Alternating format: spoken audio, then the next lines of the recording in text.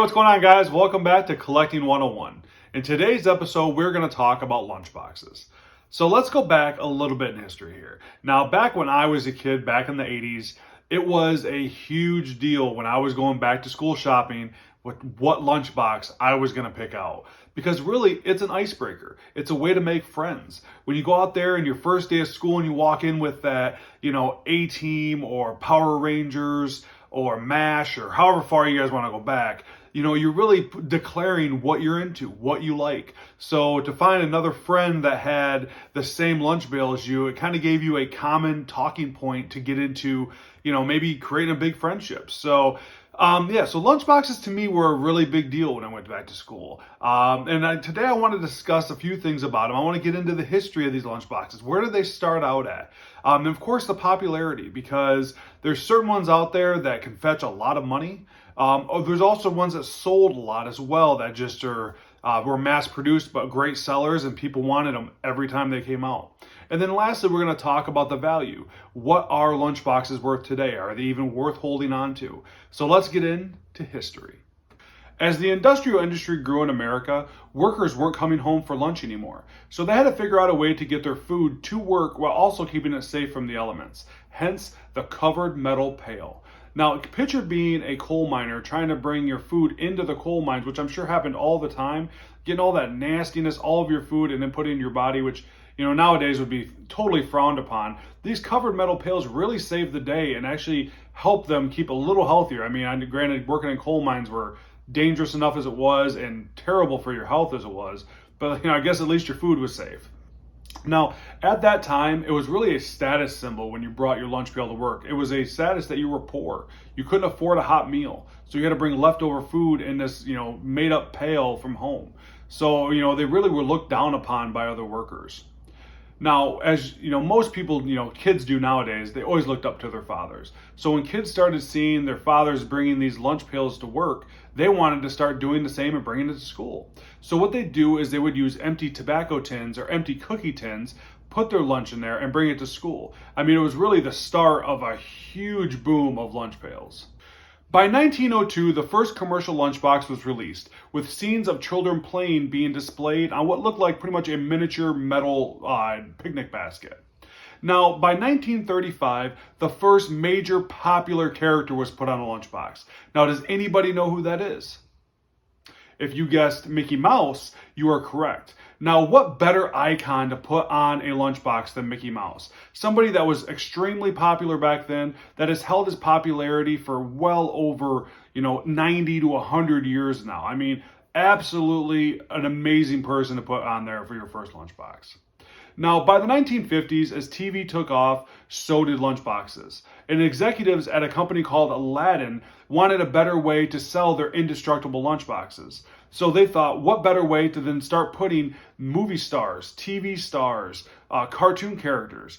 The more they could put on there, the more it would sell. I mean, what an idea. Not only are you getting the kids, but you're also getting the middle schoolers and the high schoolers that, are into different things. So you got cowboys, you have astronauts, you have all these different categories you could hop into to sell your product. I mean, it's just an amazing idea that, really took off for the lunchbox industry. Now, one of the first characters that they sold was a Hop-Along Cassidy. Now, they started off at $2.39, and in the first year alone, they sold over 600,000 lunchboxes. Wow, that is an unbelievable number. But again, Hop-Along Cassidy, very popular during that time. By 1962, the Aladdin Company started stamping their designs on their metal lunchboxes. Now, why would they do this? It's because it gave it a more 3D look, and they were trying to really revolutionize the lunchbox things. They were trying to make it, so what's the next step in our evolution? You start off with the metal lunchboxes, you got to have a next step. Just like any good business, you can't live off one thing forever. It was actually a very successful venture. Now, with metal lunchboxes dominating the market from the 1950s until the 1980s, when the molded plastic lunchboxes came about. Now, this was during my era. This is the 1980s. These are the ones I remember most, was the molded plastic ones. Now, the problem with these is they weren't as indestructible as the metal lunchboxes. They would crack and break a lot easier. Now, just like anything that happens nowadays, the companies started looking to be more cost effective, how to save money. And usually when you're doing that, you're cutting corners somewhere, and this is where they cut corners. They thought everybody would buy it anyway, no big deal, and it just wasn't true. By the early 90s, they started to fade out a lot. And by 1998, Aladdin was completely out of business. Now, you might be wondering why did the lunchboxes go away? Because when your market is kids, kids are on to the next thing all the time. I have 3 kids. I'm telling you, they're into one thing and we start just buying it like, oh man, they're really into this. And then by next month, they're on to something else and I wasted, hundreds of dollars on buying them something I thought they were going to be into. So back in the 80s when this was really popular and it started to downfall, what were kids doing? They were buying Nintendos, going to get Transformers, Teenage Mutant Ninja Turtles. There was so much advertising being geared towards kids at that time that it was easy to get on to the next thing. Maybe it was Barbies. It could have been anything because they started to advertise to kids a lot more. So when you're doing that, watching Saturday morning cartoons, it really isn't about the lunchbox no more. It's about the next cool thing. So that's where lunchboxes went, and that's the history of lunchboxes. I mean, you start off in the 1800s, where you need it as a necessity, and then it turns into the 1980s at the end of it when it turned into more of a novelty item where you're having it just because of the character on it, not necessarily to protect food or anything. It was more to show a status. I'll go, oh my gosh, this is my Transformers lunchbox. I love it. My Batman lunchbox, my Superman lunchbox. I mean, I had Teenage Mutant Ninja Turtles was mine. I love Teenage Mutant Ninja Turtles. My favorite cartoon growing up. That was my lunch pail. Absolutely loved it. So yeah, guys, that's our history today on lunchboxes. Let's hop on to the popularity section. All right, so let's delve into the popularity of lunchboxes. Now, when I was thinking about doing this segment, it really was coming down to what I thought was popular. And I don't really think that's where I want to go with this because in every different school, state, country, everywhere was different. Everybody had different things. What was happening on the East Coast might not have been as popular on the West Coast or even the Midwest or the South. I mean, so I think it was kind of it'd be a disservice just to tell you what I thought was popular. So what I'm going to do is I'm going to go through some of the most popular companies and give you their most popular lunchboxes that they sold. So let's start it off with one we talked about a lot in the history section, which was Aladdin. Now, the first one I'm going to show you guys is Star Trek, which again needs no introduction. Very popular worldwide phenomenon. Next up is Batman and Robin, one of the biggest superheroes out there. Next up, iconic music band, The Beatles. Again, we'll be talking about them in the value section of this video. And then the last one we're going to show you guys in the Aladdin part is Gunsmoke. Now, I grew up, my dad liked to watch Westerns. You get stuck him watching TV, kind of taking a nap on the couch sometimes, and then I'd be getting stuck watching Gunsmoke or some John Wayne movie. Not necessarily my thing, even though Yellowstone, if you guys are into, popular shows nowadays, Yellowstone is a phenomenal show. Kevin Costner, me and Amber, love Yellowstone. So my little plug for Yellowstone, great show. All right, next company we're going to talk about is ADCO. Now, ADCO had ones like Superman. Again, no introduction needed. One of the biggest, superheroes ever.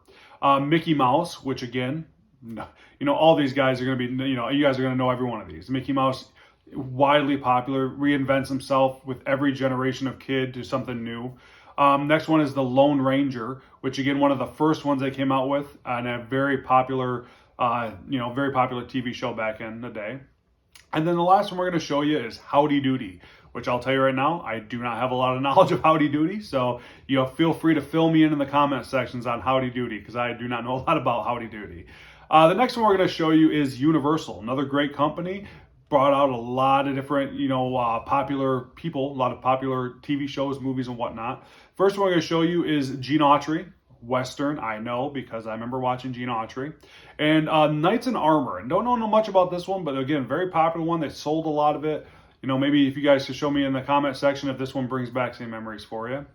And then the last one we're going to show you is King Sealy.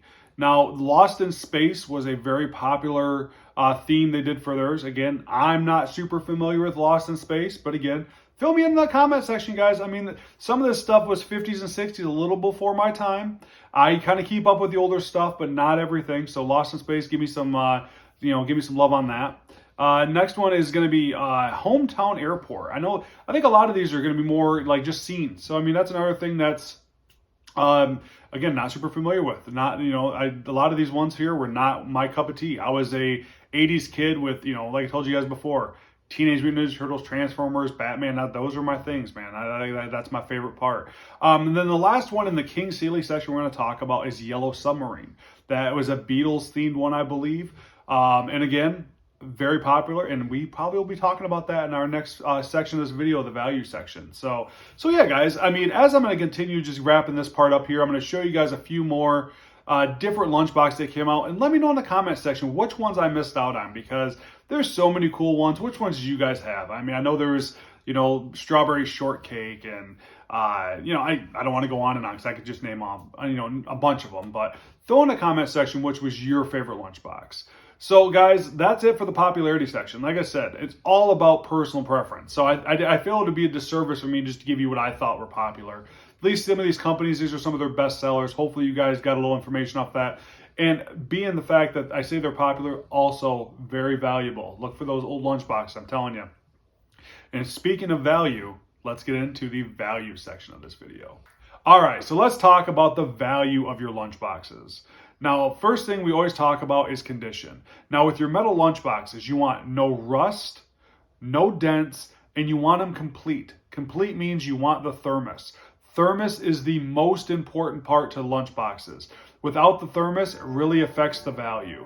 Now, sometimes it's even worth it to go buy the thermos separately just to add it to that piece because it adds that much value to it. Now, if you're talking about the molded plastic lunchboxes, you're going to want the label to be complete because a lot of times the label were stickers, so you don't want the label peeling at all. Again, you want the thermos. The thermos has to be there. No issues. You want no cracks, nothing like that in your lunchbox. Again, just like with anything, you want it as in pristine condition as possible. That's going to hold the most value. Now, you want to find out how much your lunchboxes are worth. What do? You're going to want to do that R word, man. We're going to talk about all the time. You got to research. eBay sold listings is a great start to find out what your lunchboxes are selling for. It's going to give you a nice range, ones with thermoses, without thermoses, in varying conditions. So eBay is a good place to look. When you're talking about good collections like that, Facebook groups. Sometimes just hopping on Facebook and typing in vintage lunchboxes, you'll find groups you can join, and those guys are in this business as collectors, so you know they're going to have the information you're going to need. And a lot of times they're more than happy to help you out and get you all the information you need about your lunchbox, what it's missing, what you need to do, what kind of value you're looking for. Now, again, let's talk value. Your more run-of-the-mill lunchboxes, and I'll talk about ones complete. Now, your complete lunchboxes, you're looking at 15, for the metal ones, 15, 20, up to thousands of dollars for some of these lunchboxes. So again, you're going to want to really do your research because some of those metal lunchboxes can hold a pretty penny of value. Now your molded plastic ones, you're looking in the $5 range for your really common ones, but again, those can go up as well into the hundreds of dollars as well. So again, these things, there's a wide spectrum of prices on these lunchboxes. So what I really want you guys to do is make sure you do your research because you don't want to lose out on something that you might have you might have a little gem on your hands and, you just pass it off as, you don't want to do the research to get rid of it. So make sure if you're going to get into collecting, no matter what it is, you always do your research and you want to be the most knowledgeable you possibly can be.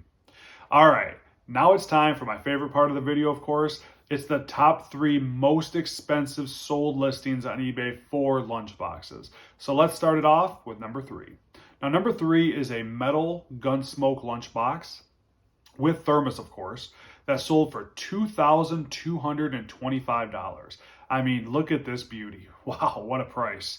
The next up is the Beatles Yellow Submarine lunchbox. This one sold for over $2,700. I mean, that is unreal. But the Beatles, iconic music group, finding one in this kind of condition, that price is just absolutely phenomenal just for a lunchbox. All right, and then the number 1 sold eBay lunchbox was the Beatles metal lunchbox. This one sold for over $2,800. I mean, for lunchboxes, folks. I mean, that's unreal. I mean, it really helps you, though, and really tells you want to be on the lookout for these, especially at garage sales, auctions, flea markets. I've been running into a lot of lunchboxes lately at flea markets and auctions. So, again, they're hard for me to get sometimes at auctions because with everybody else there, they all know what's there too. But it's really a market that's going to start coming back, especially for collecting, because again, We're going to have a video coming up here very soon about what's this massive change coming in antiques. The massive change is happening right now. The 30s through 50s stuff is not there anymore. It's starting to transition into the retro era of the 50s, 60s, and 70s. So again, we got a great video coming up about that. All right, guys, but that's it on Lunchboxes today. You know, there was a lot of information out there, especially in the history of where it started from, you know, again, out of a necessity to what it is now is just a really cool way to look at it to, you know, where kids in the 80s and 90s were just, you know, whatever had the next big popular icon on it was the, you know, the thing to bring to school. You know, it's always kind of cool to look back on that. And then popularity. I mean, there's so many out there. I mean, with something like this that just gets advertised to so many different age groups, there's going to be so many different things out there that's going to appeal to you guys in the popularity section. And then value. I mean, guys, these have value and they're definitely worth getting into. There's a lot of people that collect lunchboxes, and I think it's something that's going to hold value, and I think it won't go down. I think it's going to hold value, and I think it could steadily go up, especially with some of these icons as they start dying off as well. I think that's going to be a thing where, you know, once things go away, they always become more popular. So that's another thing I want you to look into too. This could be something, if you do want to get into collecting these, I could see it being a, you know, a market that, for one, is going to stay steady, if not might go up a little bit. And it also displays well. Anything that you can get multiple different colors on displays really well, and I think it would look really good in a collection. So hey guys, that's our video today on Lunchboxes. Hopefully you guys learned a lot. And now stay tuned for I wouldn't say next week's episode, but our next episode of Collecting 101 is going to be on Hall pottery. So we're going to get into a little bit back into the pottery section. I got a lot of people that are asking about this. So Hall pottery is going to be our next Collecting 101 video. So guys, thank you guys all so much for watching. If you want to like this video, comment below if I missed out on anything with lunchboxes. What was your favorite lunchbox growing up? As well as other ideas for Collecting 101 videos. I can keep spouting off tons of these videos, guys. We have so many more ideas to come up with, but you know, anytime you want to throw one in the comment section, I'm always there to write them down. And then if you guys get some time and you like the content, feel free to subscribe. I mean, we got tons of people that follow us. I mean, can't be any happier. You guys are awesome. We thank you guys all so much for support. And then, of course, when we talk about collecting, it's always about your memories over money. See you guys later.